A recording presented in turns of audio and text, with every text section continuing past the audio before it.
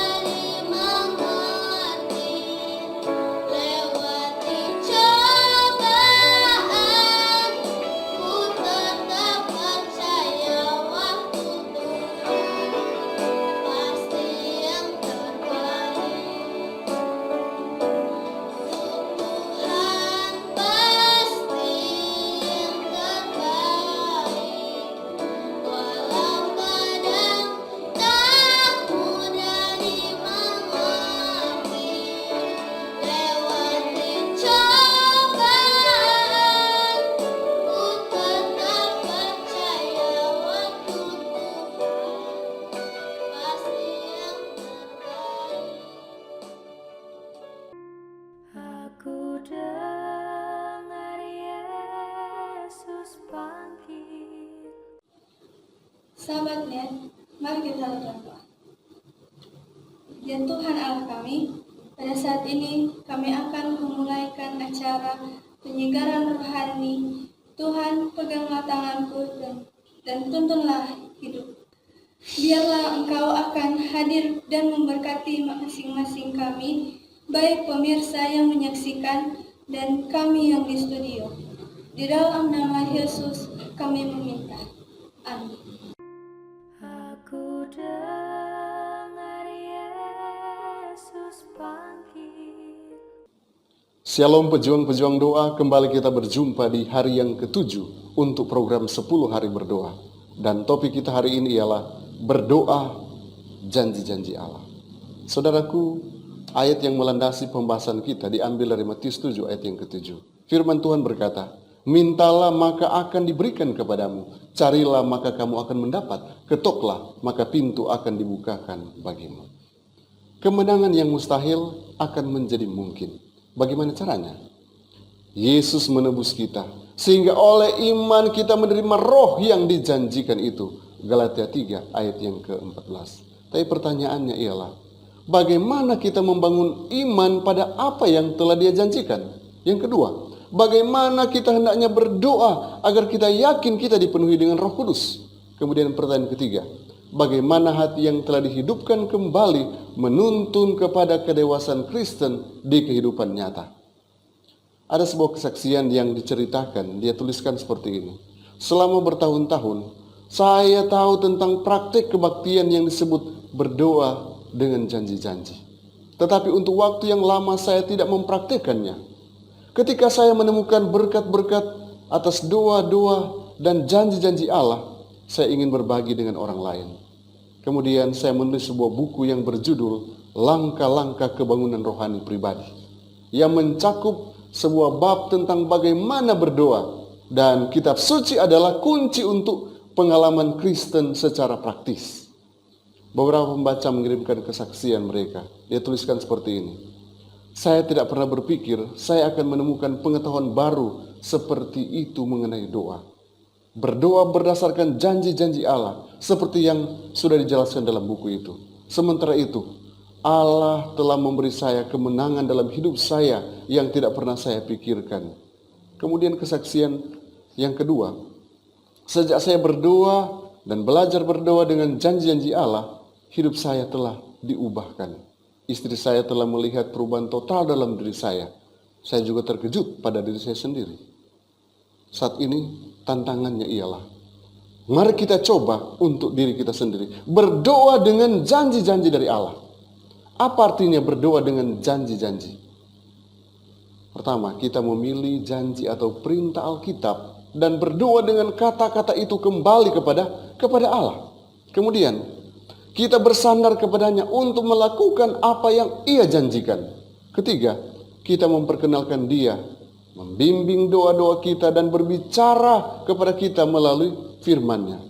Dan jika kita merasa ragu, seperti yang kadang-kadang dilakukan oleh semua orang, kita dapat mengarahkan pandangan kita pada janji-janji dan mengklaimnya sebagai janji pribadi Allah. Seiring kita mengisi hati dan doa kita dengan Alkitab, iman kita diperkuat dan kita mengenal pikiran Allah tidak seperti sebelumnya. Ellen G. White dituliskan dalam buku My Life Today halaman 338. Untuk menghapuskan janji-janji Allah dari firman akan seperti menghapuskan matahari dari langit. Allah telah menetapkan dan menempatkan janji-janji dalam firman-Nya untuk menuntun kita memiliki iman kepadanya. Dalam janji-janji ini, Dia menarik kembali tabir dari kekekalan. Oh, sungguh luar biasa, saudaraku. Dan Alkitab menawarkan bimbingan yang jelas untuk doa-doa kita. Pertama, kita diberitahu untuk membuat permintaan kita dalam nama Yesus. Yohanes 14 ayat 14. Jika kamu meminta sesuatu kepadaku dalam namaku, aku akan melakukannya. Allah yang memberikan janji umum bahwa Dia menjawab doa-doa yang sesuai dengan kehendak-Nya. 1 Yohanes 5 ayat 14 dan 15. Dan inilah keberanian percaya kita kepadanya, yaitu bahwa Ia mengabulkan doa kita jikalau kita meminta sesuatu kepadanya menurut kehendak-Nya. Jadi berdoa menurut kehendak Tuhan, bukan menurut kehendak kita. Allah akan menyatakan kehendak-Nya dalam perintah-perintah dan janji-janji Alkitab. Dan kita dapat bersandar padanya untuk melakukan apa yang telah dijanjikannya. Ayat yang ke-15 melanjutkan. Dan jikalau kita tahu bahwa Ia mengabulkan apa saja yang kita minta, maka kita juga tahu bahwa kita telah memperoleh segala sesuatu yang telah kita minta kepadanya. Apa maksudnya? Ketika kita berdoa untuk sesuatu yang kita tahu adalah sesuai dengan kehendak Allah, Dia sudah menjawab pada saat yang sama. Luar biasa, saudaraku. Kita mungkin belum melihat hasil yang terlihat, dan biasanya kita tidak melihat ada perubahan secara emosional. Tetapi doa-doa kita dijawab melalui iman, bukan oleh perasaan. Perasaan akan mengikuti nanti, tapi untuk saat ini kita percaya dulu kepada janji-janjinya. Sebagai contoh, saya telah belajar sesuatu ketika berdoa dengan orang-orang yang kecanduan alkohol dan nikotin. Pada saat mereka berdoa untuk pembebasan, mereka mungkin tidak melihat apa-apa. Mereka harus menerima pembebasan melalui iman. Tapi mungkin beberapa jam kemudian mereka melihat mereka tidak memiliki keinginan lama untuk minum atau tembakau. Pada saat ini mereka telah menerima pembebasan praktis yang diminta dalam doa. Ellen G. White yang menuliskan bahwa ada tawaran wawasan tentang berdoa dengan janji-janji. Kerinduan Segala Zaman jilid 2 halaman 309 berkata, Allah memerlukan mereka. Kalau tidak, Ia tidak akan mengutus anaknya melakukan tugas semahal itu untuk menebus mereka. Ia mau menggunakan mereka, dan Ia sangat senang bila mereka mengadakan tuntutan yang paling tinggi kepadanya, agar mereka dapat memuliakan namanya.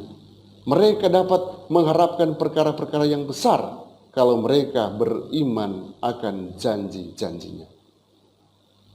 Lebih lanjut, saudaraku, ketika Ellen G. White menawarkan janji ini dalam kutipannya, kita memohon akan Roh Kudus. Allah berdiri dan siap atas setiap janji yang telah Dia buat. Dengan Alkitab di dalam tanganmu, katakanlah, telah kuperbuat sebagaimana telah engkau katakan. Aku mempersembahkan janjimu. Matius 7:7, mintalah maka akan diberikan kepadamu, carilah maka kamu akan mendapat, ketoklah maka pintu akan dibukakan bagimu. Yesus berjanji, karena itu aku berkata kepadamu, apa saja yang kamu minta dan doakan, percayalah bahwa kamu telah menerimanya, maka hal itu akan diberikan kepadamu. Markus 11 ayat 24. Apakah Anda berdoa dengan janji-janjinya setiap hari? Ketika kita berdoa dalam namanya dan menurut kehendaknya, semua sorga akan dipindahkan dan Dia akan berikan berkat-berkat untuk saya dan saudara. Saat ini, mari kita berdoa melalui firman Allah. Pertama, Lukas pasal 11 ayat yang ke-13. Allah sedang menunggu Anda untuk memberikan Roh Kudus kepada kita. Lukas 11 ayat 13 berkata, jadi jika kamu yang jahat tahu memberi pemberian yang baik kepada anak-anakmu, apalagi Bapamu yang di sorga, Ia akan memberikan Roh Kudus kepada mereka yang meminta kepadanya. Kita boleh berdoa seperti ini. Yang dimaksudkan di dalam ayat-ayat ini, kita sedang tunggu janji Bapa.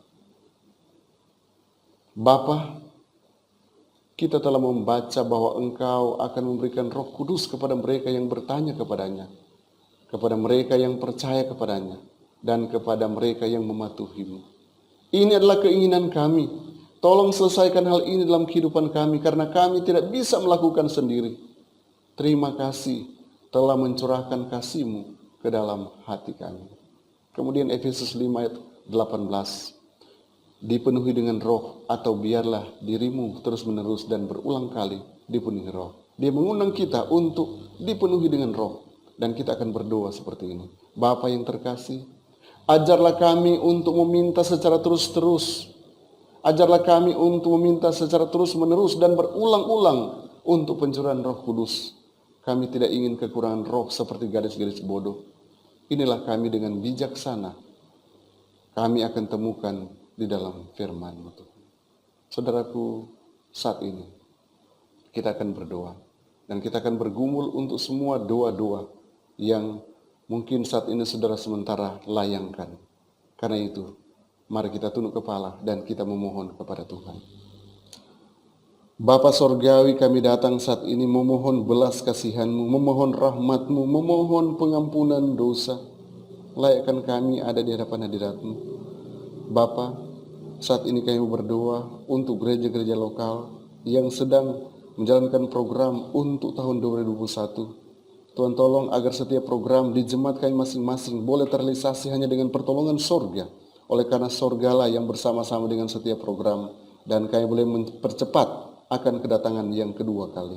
Berkati semua gereja-gereja di atas muka bumi ini yang sedang berusaha untuk menjangkau dunia ini. Tolonglah, karena ada beberapa di bagian-bagian negara tertentu yang saat ini membutuhkan pertolongan kuasa Roh Kudus. Tapi kami percaya Tuhan akan bekerja dan Tuhan akan mengirimkan para misionaris-misionaris yang rela bekerja untuk mencapai apa yang Tuhan inginkan, menyelesaikan pekerjaanmu di atas dunia ini. Bapa di sorga, Engkau berkati di tengah-tengah pandemik ini. Kiranya Engkau karuniakan kami hikmat agar kami boleh melayani dengan cara yang Engkau karuniakan kepada kami, dan banyak jiwa yang boleh dimenangkan bagi Yesus. Hamba berdoa untuk anak-anak Tuhan yang saat ini sedang bergumul. Mungkin mereka terpapar dengan COVID-19. Engkau pulihkan mereka, sembuhkan mereka dengan cara-Mu Tuhan. Mungkin juga mereka terdampak dan mereka tidak memiliki pekerjaan. Engkau akan siapkan berkat-berkat spesial bagi mereka, dan Engkaulah yang akan jadi pemenang bagi mereka. Oh Tuhan Yesus, hanya kepadamu kami serahkan seluruh anak-anak Tuhan yang sedang bergumul. Ada banyak pergumulan-pergumulan yang kami sedang gumuli. Berbagai macam cara dibuat oleh organisasi untuk menjangkau orang-orang yang belum terjangkau. Kiranya Engkau akan berkati beberapa bagian dunia ini yang belum terjangkau dengan kabar Injil, bahkan sulit untuk dijangkau. Kiranya kuasa Roh Kudus-Mu akan bekerja lewat pemimpin-pemimpin kami. Mereka akan dipenuhi dengan hikmat sorga, sehingga mereka akan fokus untuk melayani dan melayani Engkau. Bapa, terima kasih, karena ketika kami serahkan semua pergumulan-pergumulan umat, Engkau akan jawab sesuai dengan kasih karunia-Mu. Engkau berkati juga akan kebangunan-kebangunan rohani yang sementara dilaksanakan dimanapun. Kiranya semuanya ini boleh memberikan kekuatan rohani bagi semua pendengar. Bahkan untuk anak-anak remaja, Prisma dan Agape yang sementara melaksanakan tugas yang mulia ini, Engkau berkati agar mereka akan terus diberkati dan mereka boleh memberikan diri mereka, waktu mereka hanya untuk pelayanan pekerjaan-Mu. Terima kasih Yesus, karena Engkau tahu apa menjadi kebutuhan kami. Kami menyerahkan kehidupan kami dan pergumulan kami hanya dalam nama Yesus Tuhan dan Juru Selamat kami. Amin. Kiranya Tuhan Yesus memberkati kita semua. Dan jangan lupa kita bergabung kembali besok di malam yang ke-8. Aku dengar Yesus panggil, aku dengar Yesus panggil. Saat ini, marilah kita siapkan hati dan pikiran kita untuk mendengarkan firman Tuhan. Tapi sebelumnya mari kita menyanyikan lagu tema. Aku dengar Yesus panggil, aku dengar Yesus panggil.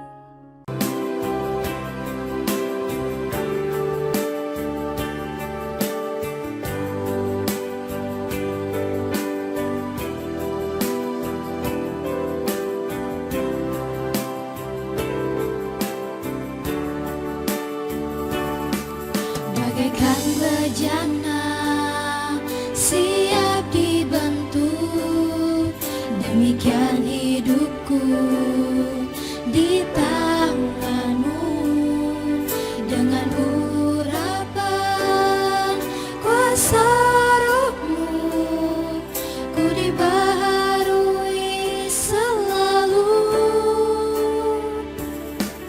Jadikan ku alat dalam rumah-Mu, inilah hidupku di tangan-Mu.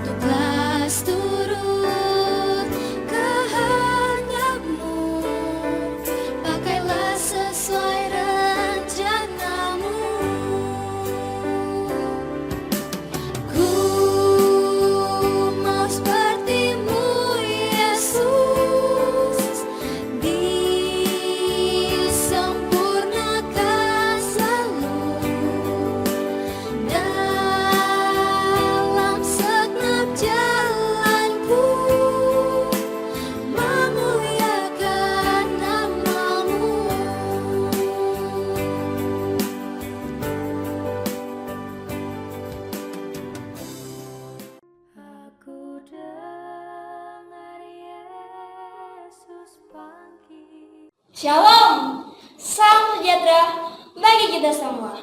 Sebelum kita memulaikan pembahasan kita pada malam hari ini, mari kita satu dalam doa. Bapa kami yang di surga, pada saat ini kami sangat membutuhkan hikmat yang berasal dari surga. Kiranya hikmat itu boleh kami dapatkan agar kami bisa mengerti pembahasan kami pada malam hari ini. Dalam nama Tuhan Yesus, amin. Dalam Yesaya 33 ayat 22, sebab Tuhan ialah hakim kita, Tuhan ialah yang memberi hukum bagi kita, Tuhan ialah Raja kita, Dia akan menyelamatkan kita. Hukum kasih dalam Matius 22 ayat 37, 38, 39, dan 40. Jawab Yesus kepadanya, kasihlah Tuhan Allahmu dengan segenap hatimu, dan dengan segenap jiwamu, dan dengan segenap akal budimu. Itulah hukum yang terutama dan yang pertama. Dan hukum yang kedua yang sama dengan itu ialah, kasihilah sesamamu manusia seperti dirimu sendiri. Ayat 40 berkata, pada kedua hukum inilah tergantung seluruh hukum Taurat dan kitab para nabi. Dalam Keluaran 31 ayat 18, setelah Tuhan selesai berbicara kepada Musa di Gunung Sinai, Dia akan memberikan kepadanya kedua loh hukum Allah, loh batu yang ditulisi oleh jari Allah. 10 hukum dalam Keluaran 20. 1. Jangan ada padamu Allah lain di hadapanku. 2. Jangan membuat bagimu patung yang menyerupai apapun, jangan sujud dan menyembahnya. 3. Jangan menyebut nama Tuhan Allahmu dengan sembarangan. 4. Ingatlah dan kuduskanlah hari Sabat. 6 hari lamanya engkau akan bekerja, tetapi pada hari ke-7 adalah hari Sabat Tuhan Allahmu. 5. Hormatilah ayahmu dan ibumu. 6. Jangan membunuh. 7. Jangan berzina. 8. Jangan mencuri. 9. Jangan mengucapkan saksi dusta tentang sesamamu. 10. Jangan mengiringi rumah sesamamu. Jangan mengiringi istrinya atau hambanya laki-laki, atau hambanya perempuan, atau lembunya, atau keledainya, atau apapun yang dipunyai sesamamu. Keluaran 20 ayat 3-7. 1. Jangan ada padamu Allah lain di hadapanku. Artinya, kita jangan mencintai apapun lebih dari Tuhan. Misalnya, kalau ada ibadah, janganlah kita lebih memilih nonton bola ketimbang ibadah, lebih memilih nonton TV di rumah ketimbang ke ibadah. 2. Jangan membuat bagimu patung yang menyerupai apapun. Janganlah kita membuat patung yang berbentuk apapun untuk disembah dan dipuja, karena hanya Tuhan Yesus yang layak menerima hormat dan pujian. 3. Jangan menyebut nama Tuhan Allahmu dengan sembarangan. Nama Tuhan itu begitu rumit dan suci sehingga orang Israel tidak berani menyebutnya. Tetapi kita terkadang menyebutnya ketika sedang bercanda dan bergurau, bermain, dan bahkan nama Tuhan kita sebut dengan makian. Kalau kita mengasihi Tuhan, maka kita jangan pernah menyebut nama Tuhan dengan sembarangan. 4. Ingatlah dan kuduskanlah hari Sabat. 6 hari lamanya engkau akan bekerja, tetapi hari ke-7 adalah hari Sabat Tuhan Allahmu. Ketika kita sedang menyucikan Sabat, maka kita sementara menyatakan bahwa Tuhan Allah lah yang menciptakan dunia ini, termasuk manusia. Dan dunia ini tidak terjadi secara kebetulan, seperti teori evolusi, karena Sabat adalah tanda peringatan penciptaan Allah akan dunia ini. 5. Hormatilah ayahmu dan ibumu. Kita jangan pernah mendukakan orang tua kita, karena berkat dan kutuk ada di tangan mereka. Dan ada juga yang mengatakan surga ada di telapak kaki ibu. 6. Jangan membunuh. Saudara, membunuh adalah tindakan kriminal, dan Tuhan melarang orang untuk saling membunuh. Saudara bayangkan, kalau 10 hukum Tuhan sudah dipalangkan atau dibakukan Yesus di kayu salib. Jadi, apa jadinya orang-orang Kristen tanpa 10 hukum Allah? 7. Jangan berzina. Alkitab mengajarkan kita supaya kita setia kepada pasangan kita. Melakukan hubungan suami istri di luar nikah adalah berzina, dan akibat dari perzinahan adalah timbulnya penyakit-penyakit yang mengerikan, renggangannya hubungan sama dan Tuhan, anak-anak akan menjadi korban. 8. Jangan mencuri. Perintah Allah yang ke-8 mengajak saya dan saudara supaya bekerja keras dan jangan mengambil milik orang lain untuk memenuhi kebutuhanmu. Dan Lukas 3 ayat 14b. Jangan merampas dan jangan memeras dan cukupkanlah dirimu dengan gajimu. Sekarang mencuri sudah menjadi tren bagi Indonesia, seperti korupsi. Kita yang sudah belajar firman Tuhan, janganlah kita ikut terbabit dalam dunia keserakahan dengan mengambil hak dan milik orang lain yang besar atau yang kecil. Namanya bukan milik kita, janganlah kita ambil. 9. Jangan mengucapkan saksi dusta tentang sesamamu. Berdusta melanggar hukum Allah. Dalam Matius 5 ayat 37, jika iya, hendaklah kamu katakan iya. Jika tidak, hendaklah kamu katakan tidak. Apa yang lebih daripada itu berasal dari si jahat. Hukum yang terakhir itu hukum yang 10. Jangan mengingini. Dalam Filipi 4 ayat 11, kukatakan ini bukanlah karena kekurangan, sebab aku telah belajar mencukupkan diri dalam segala keadaan. Manusia tidak pernah merasa puas. Janganlah kita membiasakan memikirkan milik orang lain, tapi marilah kita memikirkan perkara yang di surga, sehingga kita tidak mempunyai waktu untuk memikirkan perkara orang lain. Dalam Kolose 3 ayat 2, pikirkanlah perkara yang di atas dan bukan yang di bumi.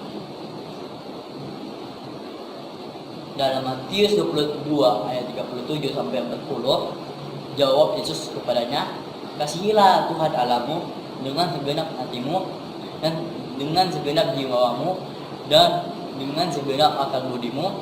Itulah hukum yang terutama dan yang pertama.